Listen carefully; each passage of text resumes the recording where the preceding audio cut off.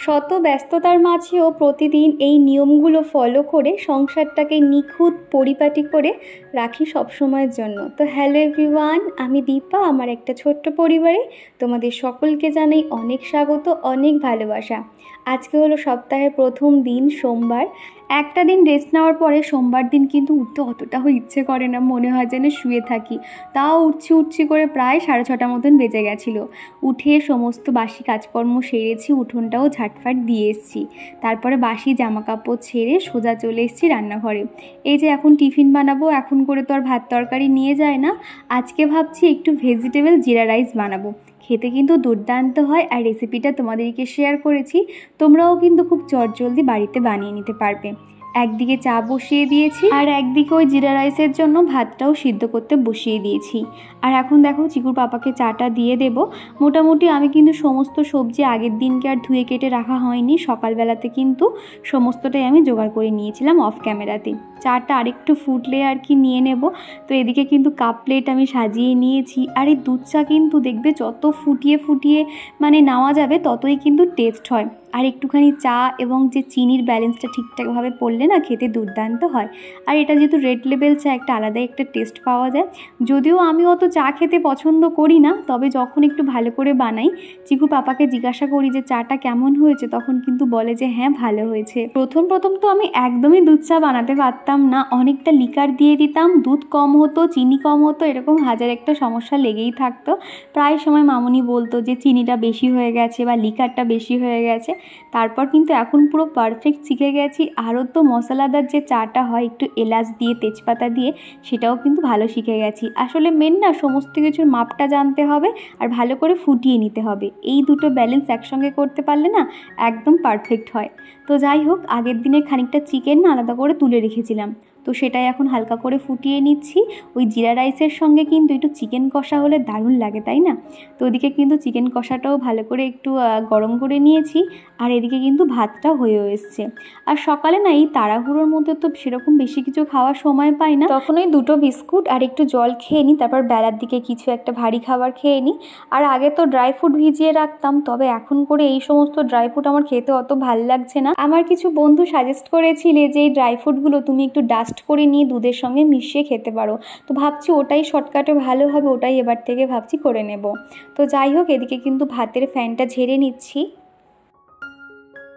আগের ভিডিওতে দেবশ্রী চক্রবর্তী আমাকে বলেছিলে, তোমাকে আমি বলেছিলাম তোমার ডেলি মর্নিং টু নাইট রুটিনটা শেয়ার করবে। তুমি কিন্তু আমার কমেন্টটা পড়লেও না আমার নামটাও নিলে না।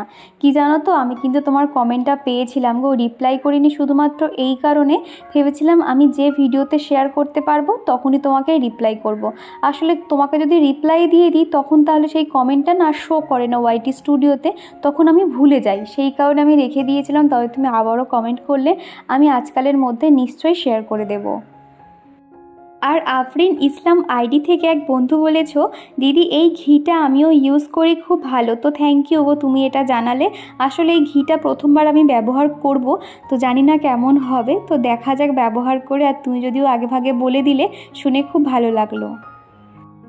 আর এদিকে দেখো এখন ভেজিটেবলটা ভেজে নেব। আর এটা যেহেতু ভেজিটেবল জিরা রাইস করছি, সেই জন্য বেশি করে কিন্তু একটু জিরেটা দিতে হবে, তাহলে কিন্তু খেতে ভালো লাগে। একটু হালকা হালকা করে ভেজে নিতে হবে, খুব বেশি ভাজা হয়ে গেলে কিন্তু ভালো লাগবে না।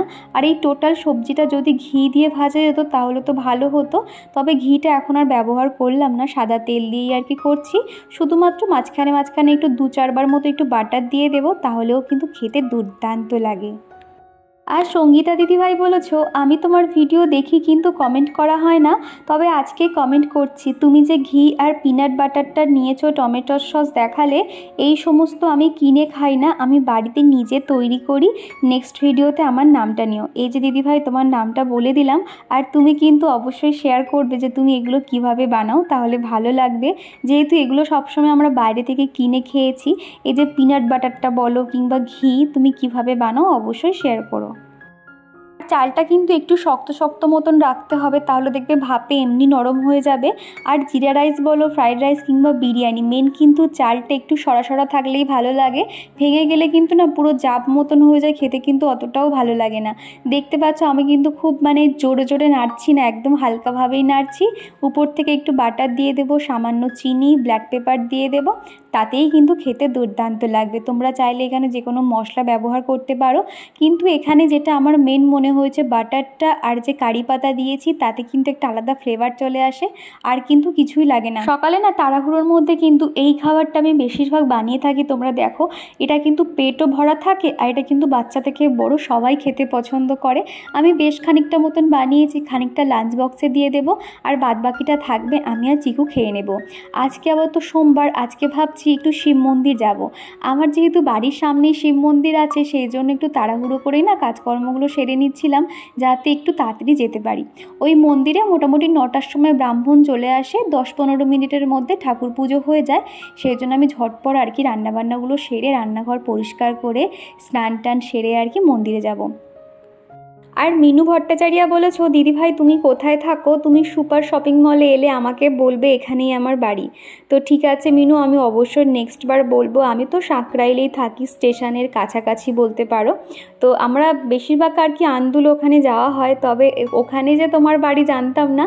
তোমার নামটা আমি কিন্তু স্ক্রিনশট দিয়ে রাখলাম, এবার থেকে যখন যাব তোমাকে অবশ্যই আমি জানিয়েই যাব। আমারও খুব ইচ্ছে করে যে তোমাদের সামনে থেকে দেখবো এবং তোমাদের সামনে কথা বলবো। জানি না সেই ইচ্ছেটা কবে পূরণ হবে, তবে যদি তোমরা আসো তো আমার তো খুবই ভালো লাগবে। তো দেখা যাক, ঈশ্বর চাইলে তো সবই হবে, তাই না? আর আমরা কিন্তু বেশিরভাগ সবাই আশপাশেই থাকি। তোমরা অনেকেই কিন্তু সাঁকরাইল বলো, চাপাতলা কিংবা হচ্ছে কি ধুলাগড়, এই আশপাশেই তোমরা থাকো, এবং তোমাদের কিন্তু কমেন্টগুলো পেয়ে তখন মনে হয় যে তোমরা এত কাছাকাছি আছো, তাও দেখো দেখা হচ্ছে না। এমনকি অনেকে এখানেই পুরো স্টেশনের পাশেই থাকো, দেখো একদিন দেখবে হঠাৎ করেই কিন্তু দেখা হয়ে যাবে, তাই না? তো যাই হোক, এদিকে কিন্তু আমার রান্নাবান্না তো হয়ে গেছে, আর কয়েকটা যে থালা বাসন ছিল এক ঝুড়ি ভর্তি, সেগুলো প্রত্যেকটা এখন জায়গায় গুছিয়ে রাখছি। রান্নার ফাঁকে ফাঁকে তো এগুলো কাজটা সেরে নিই। তবে আজকে দুপারেই যেহেতু ঝটপট রান্না করে নিয়েছিলাম, রান্না বলতে সকালে টিফিন, চা, দুধ ফোটানো এই সমস্ত আর কি। বেলার দিকে তো রান্নাবান্না করতেই হবে। আর এখন এই যে একটু সময় পেয়েছি, এখন ঝটপট এই জায়গাটা একটু গুছিয়ে নিচ্ছি। সেলফের এই সামনের দিকটা ফাঁকা রেখেছি, এখানে ভাত তরকারি রান্নাবান্না হয়ে গেলে রাখার জন্য। যদিও এখানে জিনিসপত্র রাখার তো সেরকম কোনো স্পেস নেই, খুব অল্প জায়গার মধ্যে আমি ছোট ছোট করে সুন্দর করে গুছিয়ে রেখেছি, সেই জন্য কিন্তু অনেক কিছুই ধরেছে। আর ছোট রান্নাঘর হলে না একটাই চিন্তা হয়, সেখানে কিন্তু প্রচণ্ড আরশোলার উৎপাত হয়। তো সেই জন্য চেষ্টা করছি একটু ফাঁকা ফাঁকা রাখার, আর প্রত্যেক দিন অন্তত নিমাইল দিয়ে পরিষ্কার করার। নিমাইল দিয়ে তাও পরিষ্কার করি, অতটা প্রবলেম হয় না। যেটা সমস্যা হয়ে গেছে লাল পিঁপড়ে। তবে তোমরা অনেকেই বলেছিলে গ্যামাক্সিন পাউডারটা তুমি দিতে পারো, তাতে দেখবে লাল পিঁপড়ে আসবে না। সত্যি কথা বলতে গ্যামাক্সিন পাউডার তো ছিল না, ব্লিচিং পাউডার ছিল, সেটা রান্নার ধারে ধারে জানালাতে দিয়েছি, আর পিঁপড়ে কিন্তু একদমই আসছে না বললেই চলে। এছাড়া কিন্তু আমাদের ওই লাইজল দিয়ে ঘর মোছা হচ্ছে কিংবা নিমাইল দিয়ে ঘর মোছা হচ্ছে, আগের থেকে কিন্তু পিঁপড়ের উৎপাতটা অনেকটাই কমে গেছে। আর আফরিন ইসলাম বলেছো, দিদি তোমাকে এত ভালো লাগে কি বলবো। তো থ্যাংক ইউ গো আফরিন, আসলে তুমি অনেক ভালো গো। আর তুলা দিদিভাই বলেছিলে চিকেনটা দারুণ হয়েছে, আর শপিংগুলো খুব ভালো হয়েছে, খুব ভালো লাগলো। তো থ্যাংক ইউ গো দিদিভাই, এইভাবে পাশে থেকো। আর সত্যি কথা বলতে চিকেনটা বেশি ভালো হয়েছিল, তার একটাই কারণ দই দিয়ে অনেকক্ষণ ম্যারিনেট করা ছিল, আর নামানোর আগে তো দেখেছো যে কসুরি মেথি দিয়েছিলাম, যার জন্য টেস্টটা কিন্তু একটু আলাদা রকমই এসেছিলো। আর আমার একটা মিষ্টি ভিউয়ার্স আছে, তার নাম কৌশিকী। সে আমার ভিডিও দেখতে খুব পছন্দ করে, এবং তার নামটা নিলে কিন্তু সে ভীষণ খুশি হয়। এই যে কৌশিকী, তোমার নামটা বলে দিলাম, আর তোমার জন্য অনেক অনেক ভালোবাসা, অনেক আদর। আর রান্নাঘরের এই জানলাতে দেখতে পাচ্ছ সাদা সাদা পাউডার মতন দেওয়া, এটা কিন্তু ব্লিচিং পাউডার দেওয়া। মেন কিন্তু লাল পিঁপড়েগুলো বাইরে থেকে বেয়ে বেয়ে আসতো, বিশেষ করে বর্ষার সময় যখন ওই জল উঠে আসতো তখন কিন্তু তারা সমস্তটাই ঘরে চলে আসতো। তবে এখানে ব্লিচিং পাউডার দেওয়ার ফলে কিন্তু দেখেছি আগের মতন অতটা লাল পিঁপড়ে আর আসছে না, অনেকটাই কিন্তু কমে গেছে। এমনকি 2 মিনিটের মধ্যে যে ডাস্টবিন যে আর কি রাখার প্লাস্টিকের টুকটাক নোংরাগুলো ফেলি, সেই ডাস্টবিন বক্সেও কিন্তু পিঁপড়ে লেগে যেত। এইটা কিন্তু দিয়ে কিন্তু অনেকটাই কিন্তু কিন্তু লাভ হয়েছে, আগের মতন অতটার পিঁপড়ের উৎপাত নেই। আর এখন এই যে ওই দিকে না অনেকগুলো পাখি এসছে আর কি, শালিক পাখি আর কাক এসছে। তবে এখানে তো সবে নতুন, ওরা তো কেউ আমাকে চেনে না, তবে একটা দুটো বিস্কুট দিলে কিন্তু ওরা ভয়ে ভয়ে আর কি নিয়ে যাচ্ছে। আর এটা যেহেতু অনেকটা ভিতরের দিকে তো সেই জন্য কিন্তু কেউ খুব একটা সাহস করে আসে না, তাও যাতে ওদের অভ্যেসটা হয় সেই জন্য সকালবেলা করে দুটো বিস্কুট ওই রান্নাঘরে জানালা থেকে ছুঁড়ে দিই, ওরা কিন্তু খেয়ে নেয়। আর তারপরে কিন্তু এই যে আমি যেহেতু স্নানে যাব, এখন ওই 8:30 বা 8:45 মতন বাজবে আর কি। এখনও চিকুর পাপা আছে, তো সেই ফাঁকে ভাবলাম একটু মুখে প্যাকটা লাগিয়ে নিই, ঝটপট স্নান করে নেব। চিকু কিন্তু এখনও পর্যন্ত ঘুমাচ্ছে। আর যেহেতু একদম বাড়ির কাছে, বেশিক্ষণ তো সময় লাগবে না। তবে বার হওয়ার সময় এই যে বৌদির সঙ্গে দেখা হয়েছিল, তো ওনাকে বলছিলাম চিকু ঘুমাচ্ছে, তুমি একটু খেয়াল রেখো। তো উনি বলেছিল তুমি উপরে দিয়ে আসবে, কোনো অসুবিধা নেই। এটা কিন্তু শুনে একদিকে ভরসা পেলাম যে এমার্জেন্সি কোথাও যেতে গেলে অন্তত চিকুকে যদি কারোর কাছে 2 মিনিটের জন্য রাখতে পারতাম না, সেটা কিন্তু অনেকটাই আমার জন্য লাভদায়ক হতো। যেহেতু এক সময় বাজার করা কিংবা সবজি টবজি আনার ক্ষেত্রে না ছোট বাচ্চাকে নিয়ে হয় না, দেখবো ওরা তো ওদের মতন দুষ্টুমি করতেই থাকে। আর তখন না আমার মাথাটা দেখবে তুমি বাচ্চার দিকে মনোযোগ দেবে, নাকি তুমি যে জিনিসপত্রগুলো কিনছে সেইগুলো যে টাকা পয়সার যে হিসেব তুমি সেটা মাথায় করবে।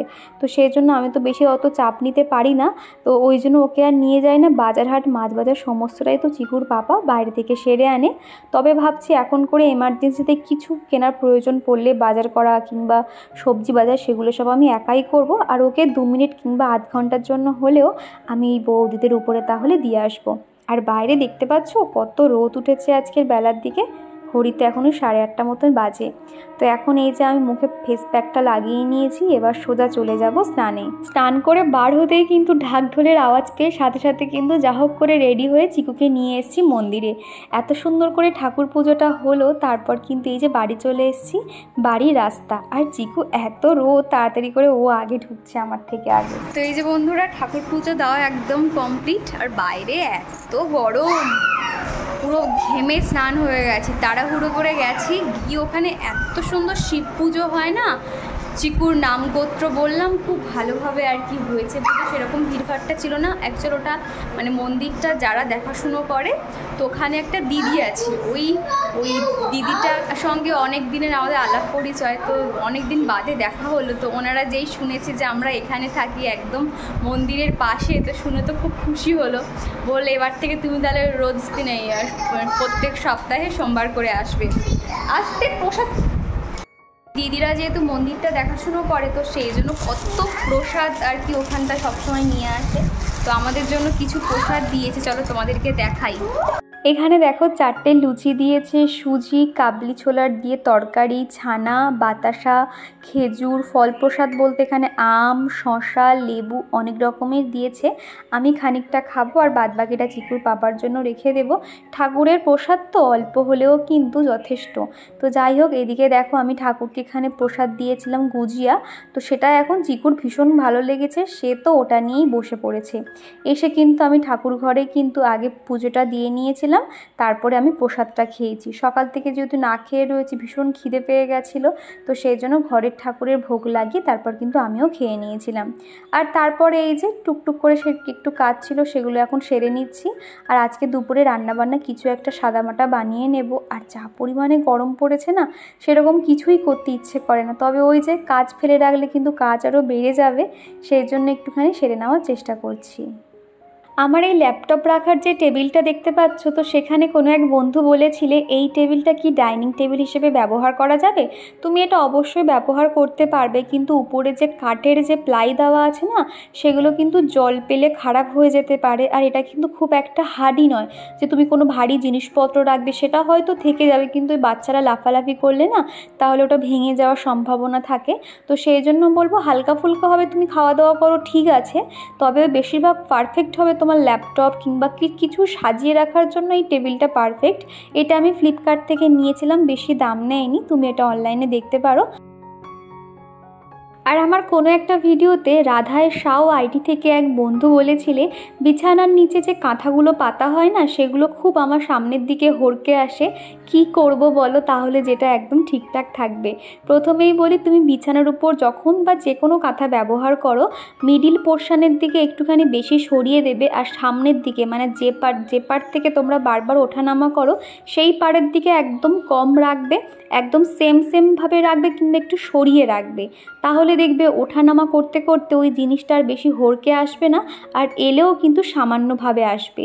আর একটা সুতির একদম কাপড়ের কিন্তু কাঁথা রাখা খুবই দরকার, তাহলে দেখবে বিছানাটা খুব ভালোভাবে কিন্তু সেট হয়, আর উপরে যে জাজিমটা থাকে সেটাও কিন্তু পরিষ্কার থাকে, অতটা নোংরা হয় না। আমার বিছানার উপরে যে বেডশিট বলো কাঁথা বলো এগুলো কিন্তু যাই পাতি না কেন, আমি পিছনের দিকে কিন্তু বেশি করে ফোল্ড করে ভিতরের দিকে ঢুকিয়ে রাখি, আর সামনের দিকে কিন্তু সামান্য রাখি।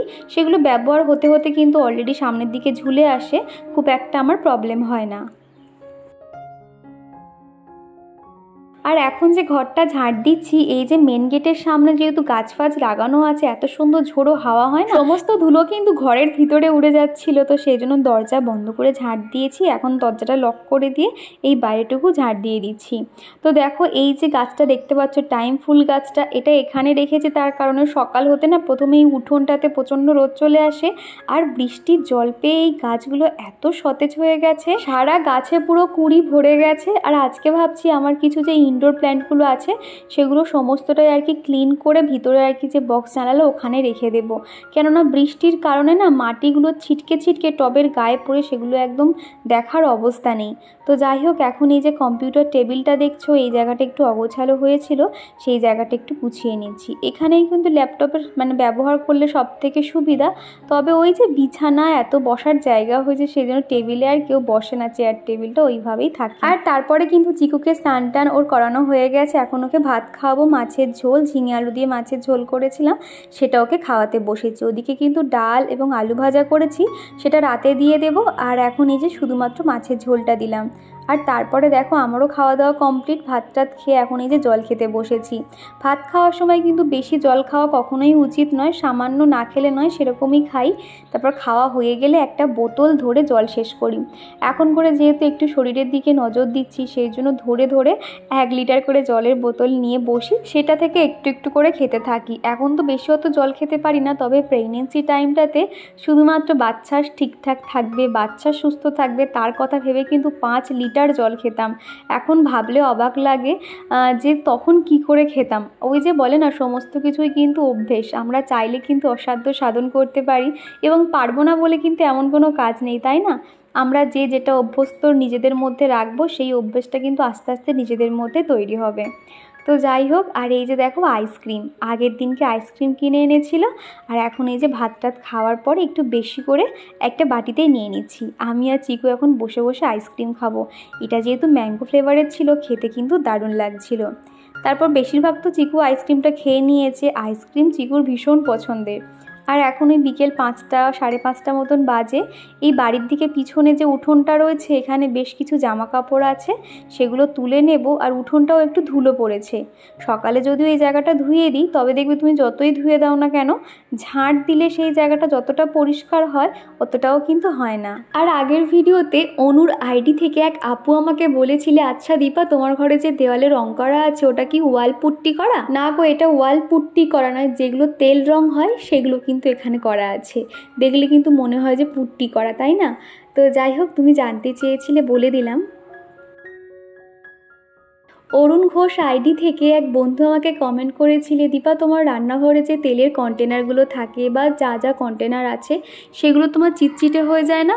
প্রথমেই বলে আমি প্রতিদিন রান্নার শেষে একটু করে মুছে নিই, তাও তো একটা চিটচিটে ভাব থেকে যায়। ওই প্রত্যেক মাসে একটা ডিপ ক্লিন করি, আর প্রতিদিন রান্নার শেষে একটুখানি পরিষ্কার করে নিই, যার জন্য কিন্তু একদম পরিষ্কার থাকে, অতটাও কিন্তু তেল চিটচিটে হয় না। মোটামুটি 2 মাস অন্তর যদি আমি পরিষ্কার করি তাও কিন্তু মোটামুটি ক্লিন থাকে। ওই যে তোমার প্রতিদিন প্রতিদিন রান্না শেষে একটুখানি করে মুছে নিতে হবে, তাহলে দেখবে অতটাও কিন্তু একটা চিটচিটে ভাব থাকবে না। এছাড়া তোমাকে একটা টিপস শেয়ার করতে পারি, যখন তুমি ভাত বানাবে না, ভাতের মুখে আরও একটা বাটিতে জল দিয়ে দেবে। সেই জলের মধ্যে না ওই গরম জল শুকনো একটা সুতির ন্যাকড়া যদি তুমি ভিজিয়ে একদম শুকনো শুকনো করে প্রত্যেকটা কন্টেনার মুছতে পারো, তাহলে কিন্তু সেটাও তোমার একদম কন্টেনার পরিষ্কার থাকবে আর একটুও কিন্তু চিটচিটে ভাব হবে না, যেটা আমি সবসময়ের জন্য ফলো করে থাকি। আর এখনও 5:30 পৌনে 6টা মতন বাজে। এখন চলে এসেছি একটু কিছু বাগানের কাজ করব বলে। আর প্রচণ্ড তো মশা থাকে, আমি যেখানে যাব চিকু কিন্তু আমার সঙ্গে সঙ্গেই থাকে। সেই জন্য এখানে ডিমের যে ট্রে ছিল সেটা একটুখানি জ্বালিয়ে নিয়েছি, তা নাহলে না মশা একদমই বসতে দেবে না। এই যে গাছটা দেখতে পাচ্ছ, স্নেক প্ল্যান্ট সম্ভবত গাছটার নাম, আমি সঠিক জানি না, তোমরা জানলে অবশ্যই জানিও। তো সেটা না নর্মালি এরকম সাদা যে কন্টেনারগুলো হয় ওর মধ্যে কিন্তু ছিল। তো ভাবছি এই যে লাল টবটাতে একটা গাছ লাগানো ছিল, সেই গাছটা তো আর বাঁচলো না, ভাবছি এই লাল টবটার মধ্যে ওই ইনডোর প্ল্যান্টটা দিয়ে দেবো, তাহলে দেখতে কিন্তু ভীষণ ভালো লাগবে। বেশ কয়েকটা গাছ আমার যে বক্স জানালা আছে সেখানে নিয়ে যাব। বাইরে থেকে থেকে বৃষ্টির জল পেয়ে টবগুলোতে একদম মাটি লেগে গেছে আর দেখতে কিন্তু ভীষণ বাজে লাগছে। সেই জন্য একটা স্কচ ব্রাইট দিয়ে টবের গাগুলো জল দিয়ে পরিষ্কার করে নিয়েছি। এরপরে এগুলো ভাবছি ডাইনিং রুমে রেখে দেবো। এই বাড়ির সামনে কিন্তু যে এত রকম গাছপালা লাগানো আছে, আমার তো খুব ভালো লাগে এই ফুল তুলে ভগবানকে পুজো দেব। তবে না খুব ইচ্ছে হতো একটু এরকম মাটি থাকবে, তাহলে শীতের সময় কিংবা যেগুলো মাটিতে লাগিয়ে কিছু চাষ করতে পারবো, যেমন ধর একটু ধনেপাতা লাগালাম কিংবা একটু লঙ্কা গাছ লাগালাম, যেগুলো খুব সহজে হবে, সেরকম ইচ্ছে ছিল আর কি। তবে এখানে না মাটিটা কিন্তু খুব একটা ভালো না, বালি বালি মাটি। তাও দেখা যাক, পাশেই তো একটা লঙ্কা গাছ লাগানো আছে, যদিও এখনও লঙ্কা হয়নি। ভাবছি শীতের সময় একটু ধনেপাতা লাগাবো, তাহলে খুব ভালো হবে, লাগানো যায়। আর এইদিকে দেখতে পাচ্ছ, আমি যাই একটু কাস্তেটা ছাড়ছি, অমনি চিকু নিয়ে ও কিন্তু হাত লাগাতে থাকছে, মানে আমি যেটা করবো ওকে সেটাই করতে হবে আর কি। এদিকে দেখতে পাচ্ছ পাতাগুলো একটুখানি পরিষ্কার করে নিচ্ছে, এগুলোতেও কিন্তু বেশ ধুলো পড়েছে।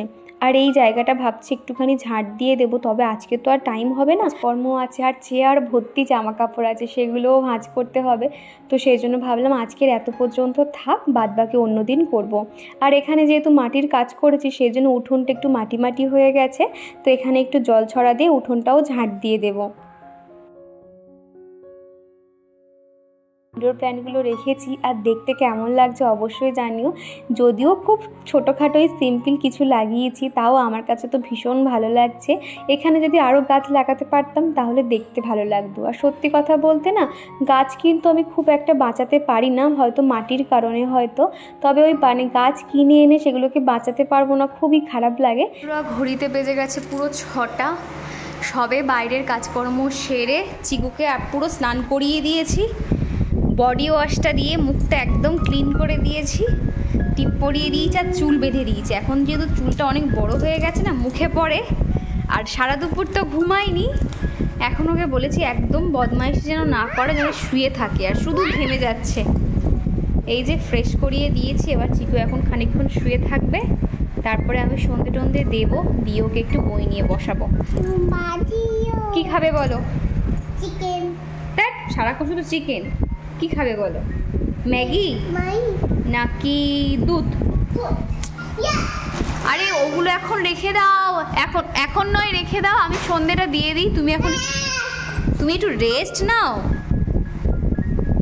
ঠিক আছে?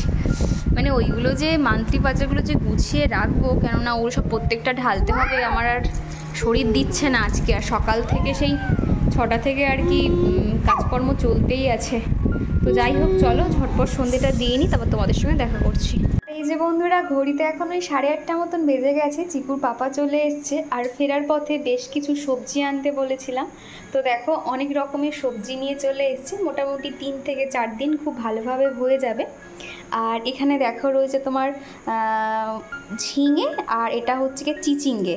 হ্যাঁ, আমি খুব একটা এই চিচিঙ্গে আর ঝিঙে এই দুটো নাম আর কি গুলিয়ে যায়।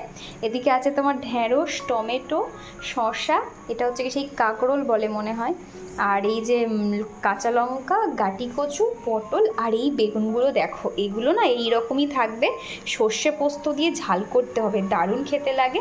আর এদিকে তোমার রয়েছে মেথি শাক, 1 বান্ডিল মেথি শাক রয়েছে। শাক কিনে আনতে বলেছিলাম, এই শাকটাও খেতে ভালো লাগে, কিন্তু সবথেকে ভালো লাগে আমার লাল শাক আর কলমি শাক। তো যাই হোক, এই টোটাল সবজি আর কি। আর এই যে আলুর পাঁপড়টা দেখছো, এটা আগের দিনকে তো দেখেছিলে, শপিং মল থেকে এনেছিলাম। এটা কিন্তু মশলাদার আলুর পাঁপড়, খেতে এত সুন্দর না, এটা কিন্তু স্ন্যাক্সের জন্য পারফেক্ট। বিকেলে কিংবা সন্ধেবেলা কিন্তু চায়ের সাথে খেতে কিন্তু দুর্দান্ত লাগবে। আমি প্রথমে অল্প করেই ভেজেছিলাম, তবে এটা ভাতের সঙ্গে খাওয়ার জন্য। তবে চিকুর আর চিকুর পাপার এটা এত ভালো লেগেছে, তারা এমনি এমনি খেয়ে নিয়েছে। এখনও খানিকটা আছে, আজকালের মধ্যে ওটুকুও ভেজে নেব। 2 প্যাকেট নেওয়া হয়েছিল, একটা সাবুর পাঁপড় আর একটা আলুর পাঁপড় আর কি। দেখতে পাচ্ছ কত সুন্দর ফুলছে, সামান্য কিন্তু তেল ফুটতেই এগুলো দিয়ে দিয়েছিলাম, সমস্তটাই কিন্তু ফুটে গেছিলো। এক একটা পাঁপড় দেখবে একদম ফুলতে চায় না, কেমন চিটে হয়ে থাকে, এইগুলো কিন্তু একদমই না। আর আমার কোনো এক বন্ধু জিজ্ঞাসা করেছিলে এই ছোট যে কড়াইটা, এটা আমি কোথা দিয়ে কিনেছিলাম, এর দাম কত নিয়েছে। এটা না আমি অনলাইন থেকে কিনেছিলাম, তবে এটার দাম কত নিয়েছে এই মুহূর্তে মনে পড়ছে না। তবে তুমি ফ্লিপকার্টে সার্চ করতে পারো, এরকম তুমি কম্বো সেট পেয়ে যাবে, ছোট বড় মাঝারি তাওয়া পেয়ে যাবে, এরকম ছোট কড়াই পেয়ে যাবে, সাথে কিন্তু কাঁচের লিডও পেয়ে যাবে। তো যাই হোক, তারপর কিন্তু রাতের খাওয়া দাওয়া শেষ করে নিয়ে শুয়ে পড়েছি, আর বিছানা থেকে কিন্তু চাঁদটাকেও দেখা যাচ্ছে। তো চলো এই সুন্দর মুহূর্ত দিয়ে ভিডিওটা শেষ করছি, চলো টাটা।